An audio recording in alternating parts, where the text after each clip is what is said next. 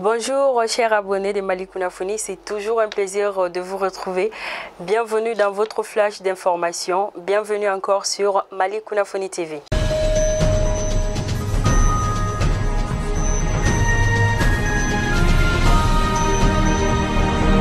À Bourem, des individus non identifiés ont attaqué et emporté la moto et d'autres biens d'un enseignant entre Gao et Bourem. La victime dit n'avoir subi aucune agression physique. Des sources locales indiquent qu'après avoir été informée, la gendarmerie locale a ouvert une enquête pour retrouver les coupables. À Koutiala, une vingtaine de représentants de la société civile, des forces de défense et de sécurité, des services techniques ainsi que des élus se sont rencontrés mercredi à Koutiala. L'objectif, selon les organisateurs, était de prendre contact avec les autorités et de coordonner leurs activités afin de prévenir la dégradation de la situation humanitaire et sécuritaire. La rencontre a été organisée par le Bureau des affaires humanitaires des Nations Unies à Koutiala.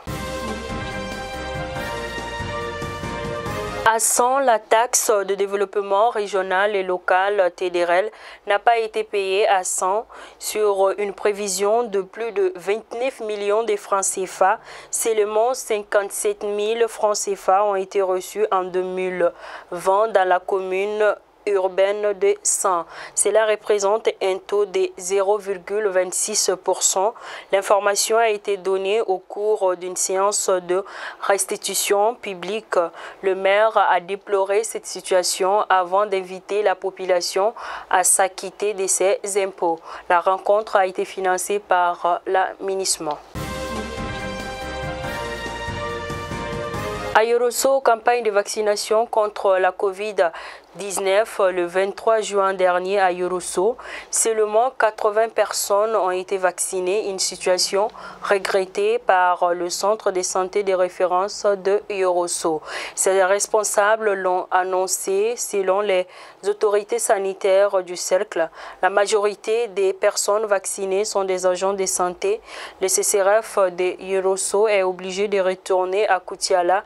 80 des 200 doses de vaccins indiquent-elles. Toujours restons dans le cadre de Covid-19, le programme Filets sociaux Djigui Meïri a démarré ses activités au compte des régions de Kidal et Menanka. L'initiative vise à soutenir environ 7000 ménages. L'objectif est d'atténuer les effets de la Covid-19 et la période de soudure. Selon les organisateurs du programme, les couches vulnérables persévérant chacune 90 000 francs CFA. À noter que le programme Filets sociaux Djigui Meïri est entièrement financé par le budget national. À présent, les actualités hors de nos frontières. Au Bénin, la brigade économique et financière multiplie ses interpellations et les auditions. L'ex-patron de l'agence est en garde à vue. L'affaire a été révélée mercredi dernier en Conseil des ministres. Selon le gouvernement, il y aurait eu des passations de marchés suspects, diverses primes octroyées de façon irrégulière et des immatriculations frauduleuses de milliers de véhicules. Le préjudice est évalué à plus de 13 milliards de francs CFA. L'Union panafricaine pour la démocratie sociale répond favorablement à la proposition d'unité lancée par Clotaire Moussa, le président du CAR, le comité d'action pour le renouveau. Cette union est la seule façon de résister au parti au pouvoir de Denis Sassou Nguesso, estime le premier secrétaire de l'UPADES, Pascal Tansi Mabiala. Enfin, pour terminer cette page d'information, un sommet G5 Sahel a lieu ce vendredi 9 juillet en visioconférence. C'est le premier depuis l'annonce de la fin progressive de l'opération Barkhane. Emmanuel Macron participera à la réunion.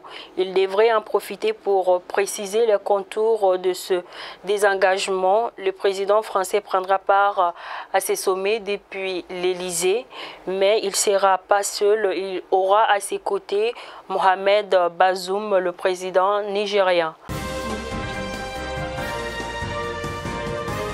Et c'est tout pour votre page d'information. Je vous donne rendez-vous pour un autre numéro. Merci de rester fidèle à Malicounafoni. Merci.